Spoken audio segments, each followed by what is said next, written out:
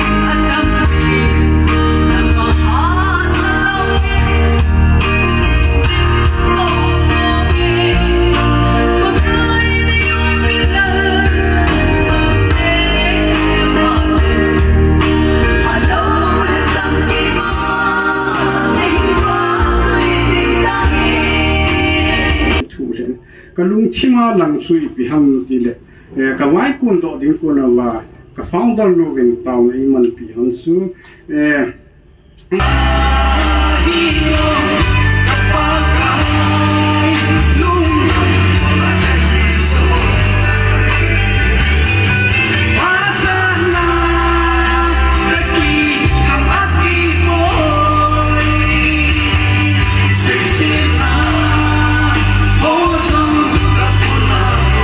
Pakai ai ti chan chu van kam lu ding hi koi helevana am ka pa lung lam bot pa bo chu ding hi methiu bung sa gi chang som la khat athu thingi simna ipon chawa patin phatthei bu an ka pe sungin phatthei bu an lang ma pui jing ta han tua irwen wa jang se pi ama ali nai hung thung ta win lam kai ho founder no hin sting le junior pakai hachapa Son Kumar amayong tu sunga ilawa mitso ho humulo ho boy pi a aga se di nga cho mele nalai pathen ko na chang na sata mai a ministry bolo jo chom cha kaga zan ka ki pa pi le jingin tu ne ma ko na til khat chan na yong long ta win tu ne za na zong pathen tua ene ke olim ke di o hinว่าเจริญสถิมตาจงอาเมนที่ยงเล่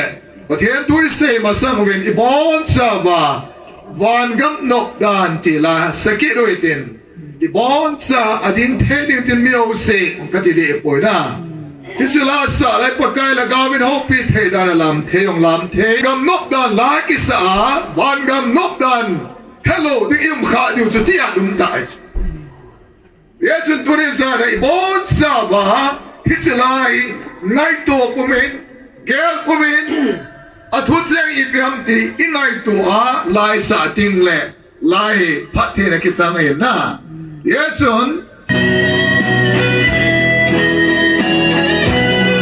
Hãy subscribe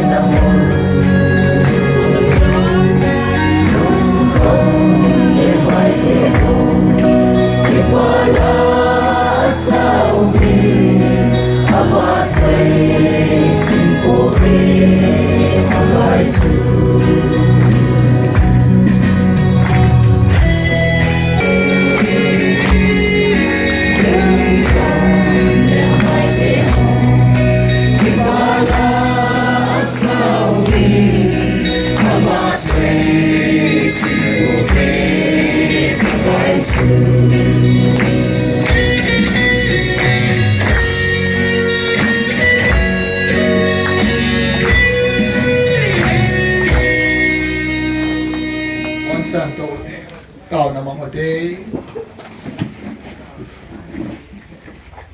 loupi pen le za pen engai do wa hingsing ta pathen amen pathen tho miu se zon se tai ti ro bung thum na jang som ni le thum na ai le zon seriu ya hung ki panam pi chu anagel ke abara zon sen man chu thina hi thina tu i tabang thina ham tiong anagel lo hi ai microphone zo tiang kan ke choi le le di hin ena them wen la Bible sang mun ni tabang da sim do tiong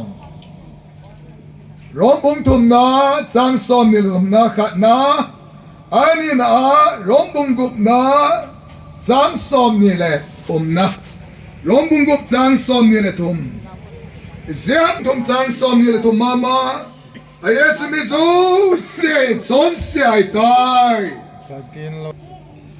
bung thum na sang khara parin sang thum changi sim kin nge Hichulai chen pakai pathen thil sem la gul su thil sem gam sadang lo se sang in hon lai lunga thinga wang khu pathenin na ne loyal ding loyong na lola lon loyal ding ai na bolon le na thi sem lon ding ai din ase ade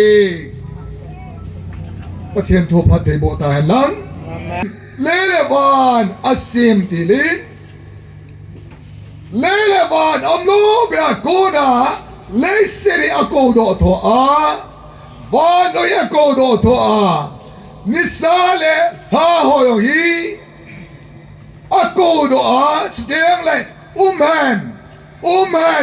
umen atele umchat jing na tir sembem nam kim bonsan zereses na chvele nikanya nini nithum nili ninga abon sa sim sai zo no hin last peda sun pathenin mehem wanga sem din korin pakai pathen ho tabang living Trinity God akitinin ho living din Bible dinga Trinity kipat na masapet da mehema sem din ko na papathen sa papathen sila tagaw teng Trinity God pathen sun hon kiti hebrai pawa Elohim plural tabayetsun mikara para mini kikasu ho kiti Elohim hon lit tabang mehem sem tawite patherin tila sema tilose asema su akama ordolai umen atiale umsat Bright power to X na hello kitty si piang dialect matsa umlo be akona kodo pa leisen akama para kodo tele nisa ha asyo akama para akodo toy umlo be akuy salan amate patherin akot dehin asim tai pathen lo pitan Sakikan hona anok pera simona traidam kina amanin athumelo be pathenin abope la yasun rombung thumna samsom ni le thum suda bekelam ase chumi si jon si ai dunia nang jon sit ito bang jon sit na nei ken ka hapot ito ba in ko na manam ken ka hapot ay ba nga na jon sit na jon sit hapa nahin ko bona na pena nanu oi suma nauma para tutsega nahin ko man sa bons ka pagkain bonsa ihenso kewi son sena kanay kapoy ka son se kapoy ti se korgado mo te se katay ti se korgado mo te Yesu menena ay kanay ba pare guam ka hutsa katay ti se Koi labo Mita yung kakinakatay si Horgado mo te Dom kino te Koi laute Kuna hiluham Kuna hiluham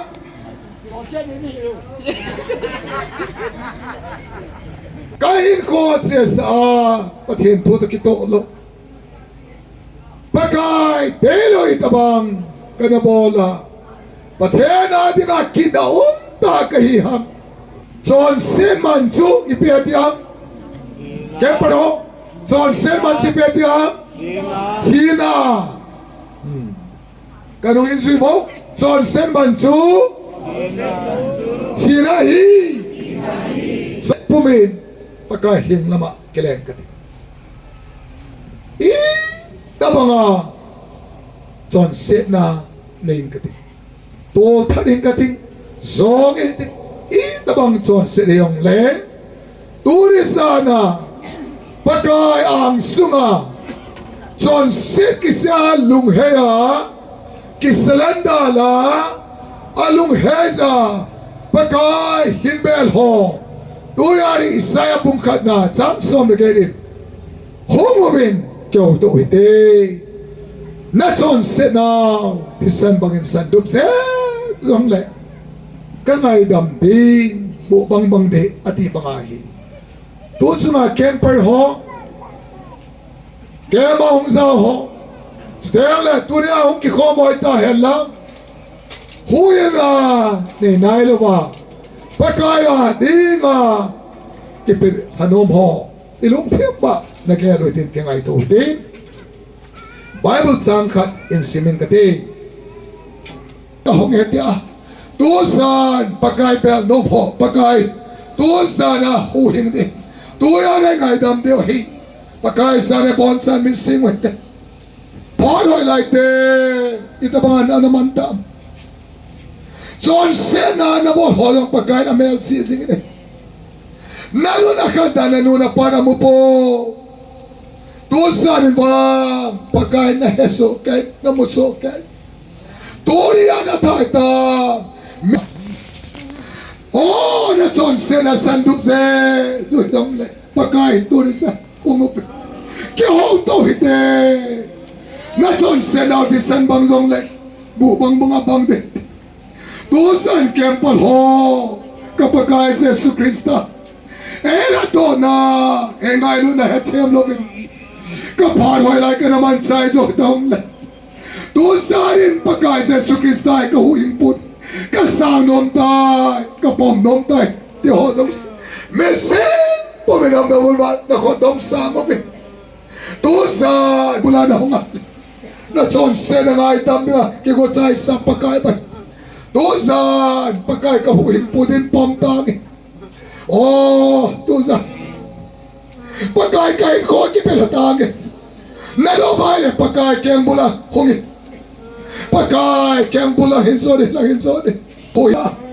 oh pagkay kananel ko si aba denowin kanatson tusan laise dom sa do dahatangi laise loupi ro kadahadom ta praise the Lord kodomo oh hilang hinsode tusan pagkay kasana don't set us up pending land tuyan ngay dam din pagkay onema tuyan na ikoy supite ho tuyan pagkay dahil na ba akong kiletang pagkay laise John Sena kaparoy jouse kisadom tan varga ba katsenom tan ti ho kati tuyan pagkay kakisadom tuyan huing pwede kapondom tan presto kaparoy la John Sena ko kano Oh, Tuhan, pakai adik. Kahit nakakipila dokta. Tuan solat din sa lemang tayo. Korban siya din sa tuya. Pakai ko doon ka sa Perho. Tuyan Krista ka sa ano. Pakai kakipomnot. Oh, tuyan pakai huwin po ni kapomnot. Diyos, oh, siya datsay. Oh, datsay, praise the Lord. Amen. Oh, Linus. May simula sa oitadaw. Oh, pagka. Oh, kung tamang tuya na nga niya, pagkay ko na sa ilay pati. Amen. Amen. Amen.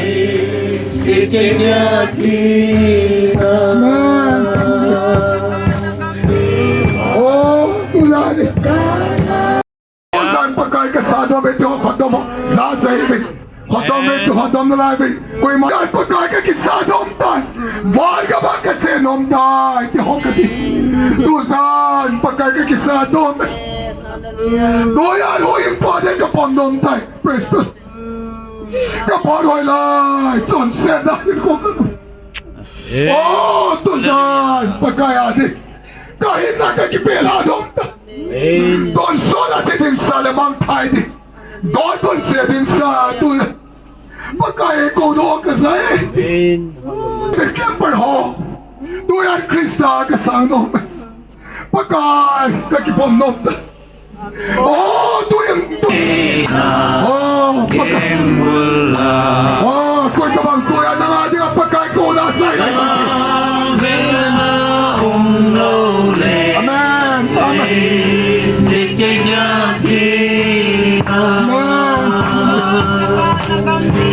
Oh, tuyan. Pagkay, kahuin po ng santan. Pumtangi. Amen. Amen. Tusan, pagkay pumtangi.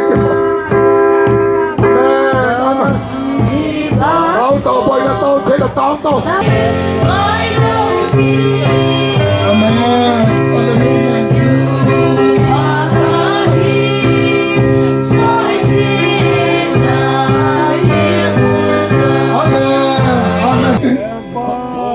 Ano tao pwede mi pihozo sentusan pakai ana ho kipi ho thalo lai mana mo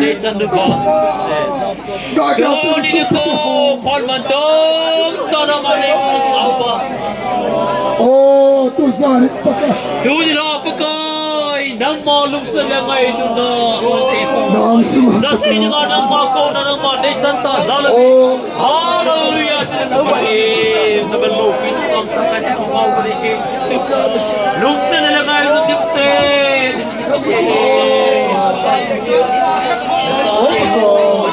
Okay lang ba ito? Ay boss na doon. Sa luksa na Zala. Sa atin ay ito. Nagdipse may tabang. Pagkain ng mga pagkakita nang mapagkikapan na rin talawin. Pagkain ng ako na jong Amen. Hallelujah. Amen.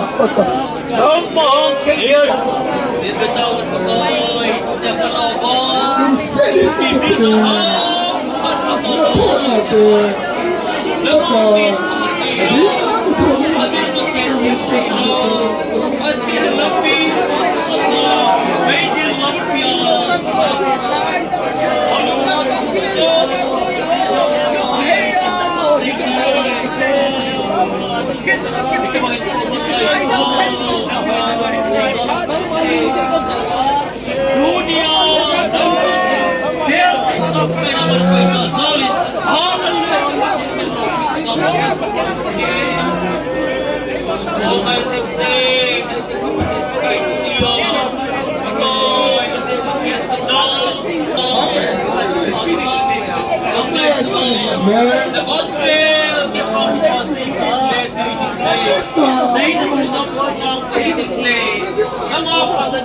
Pathen dalawa na nalambay kakin na.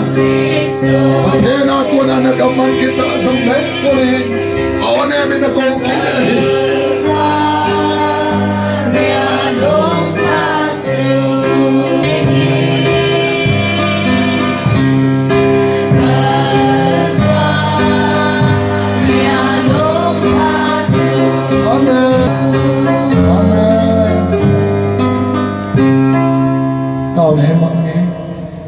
Pakai Tuni sana matagawa navel lo ka heaven namin katangwa. Pakai na natutom zakan say ho. Ogin kitsay ta zomle. Mitin longgil sungat nang ma suhin tin katabi na. Tusanin nang ma kembula kasopi yan ham kate pakai na kembula ong kunovin. Son se tupat soizin ang ahin belvin. Mahose namin katangwa binay. Pagkay lungseten nangin tagawa navel tawa. Tutsong hipagkay program te hoto na ang lubwa pagkay. Huhhingna nilopo puma towa. Pagkay huhhingna nilopo sa huhhingna nida na kingay toa.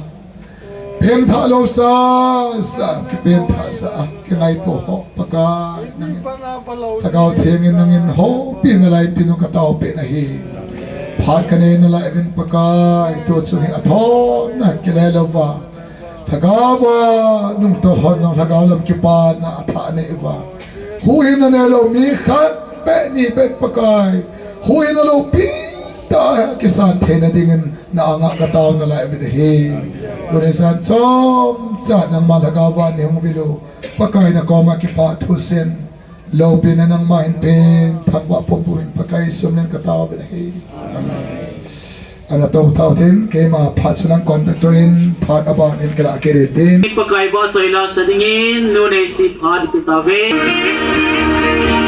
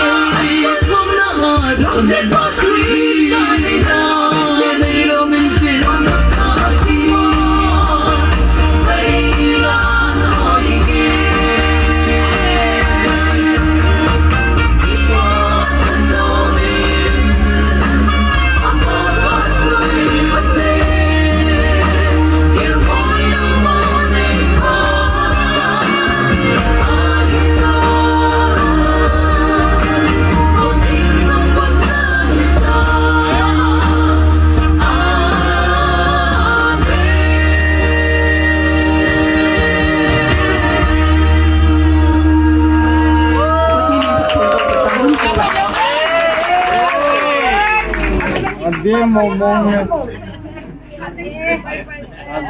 mong eh.